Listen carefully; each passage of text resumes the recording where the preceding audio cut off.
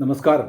Chinese നാവികസേനയുടെ നിരന്തര ഭീഷണികളെ നേരിട്ടുകൊണ്ടിരിക്കുന്ന ഫിലിപ്പൈൻസ് ഗവൺമെൻറ്റും ഫിലിപ്പൈൻസ് മിലിറ്ററിയും ചൈനയുടെ നാവിക ഭീഷണിയെ തടയിടാൻ വേണ്ടി ഇന്ത്യയും റഷ്യയും സംയുക്തമായി നിർമ്മിച്ചുകൊണ്ടിരിക്കുന്ന ബ്രഹ്മോസ് സൂപ്പർസോണിക് ക്രൂയിൽ മിസൈലിൻ്റെ 3 ബാറ്ററികൾ $375 മില്യൺ ചിലവ് ചെയ്ത് ഇന്ത്യയിൽ നിന്നും വാങ്ങാനുള്ള കരാറിൽ കഴിഞ്ഞ വർഷം ഒപ്പുവെച്ചിരുന്നു.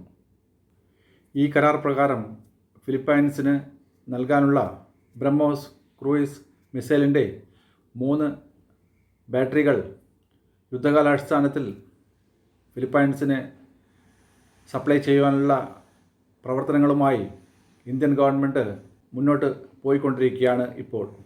അതിനിടയിലാണ് ഇന്ത്യയുടെ 7 advanced light helicopter MK-3 Philippines coast ഗാർഡിന് അവരുടെ രാജ്യത്ത് എന്തെങ്കിലും തരത്തിലുള്ള ദുരന്തങ്ങൾ സംഭവിച്ചാൽ രക്ഷാപ്രവർത്തനങ്ങളും അതുപോലെ സെർച്ച് ആൻഡ് റെസ്ക്യൂ ഓപ്പറേഷനുകളും നടത്താൻ വേണ്ടിയും ഫിലിപ്പൈൻസ് ഗവൺമെൻറ് ഇന്ത്യയിൽ നിന്നും വാങ്ങാൻ താൽപ്പര്യം പ്രകടിപ്പിച്ചിരിക്കുന്നത്.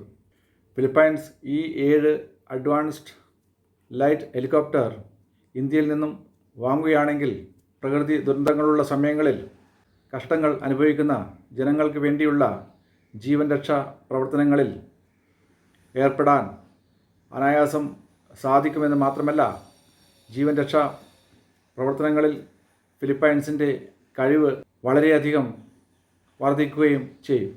ഫിലിപ്പൈൻസ് കൂടാതെ ലോകത്തിലെ പല രാജ്യങ്ങളും ഇന്ത്യയിൽ നിന്നും അഡ്വാൻസ്ഡ് ലൈറ്റ് ഹെലികോപ്റ്ററുകളും ബ്രഹ്മോസ് ക്രൂയിസ് മിസൈലുകളും Akash short range surface to air missile സിസ്റ്റങ്ങളും ഇന്ത്യയിൽ നിന്ന് വാങ്ങുവാനുള്ള താൽപ്പര്യം ഇതിനോടകം തന്നെ പ്രകടിപ്പിച്ച് കൊണ്ടിരിക്കുകയാണ്.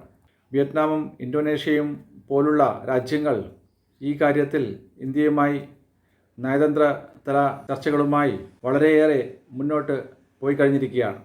ഡിഫൻസ് മേഖലയിലെ ഇന്ത്യയുടെ ആത്മനിർഭർ ഭാരത് എന്ന പ്രോഗ്രാം ഇന്ത്യൻ ഗവൺമെൻറ് ഇപ്പോൾ ഭംഗിയായി നിർവഹിക്കുന്നു എന്ന് മാത്രമല്ല, ഇന്ത്യൻ ഡിഫൻസ് മാനുഫാക്ചറിംഗ് കമ്പനികൾ ഇപ്പോൾ ലോകത്തിലെ ഏറ്റവും മികച്ച ആയുധങ്ങളാണ് തദ്ദേശീയമായി വികസിപ്പിച്ചുകൊണ്ടിരിക്കുന്നത്. ഈ പശ്ചാത്തലത്തിൽ ചുരുങ്ങിയ കാലം കൊണ്ടുതന്നെ പ്രതിരോധ യുദ്ധ കയറ്റുമതിയിൽ അമേരിക്കയെയും റഷ്യയെയും ഫ്രാൻസിനെയും പോലെ ഇന്ത്യ ഒരു വൻ ശക്തിയായി മാറാൻ പോവുകയാണ്.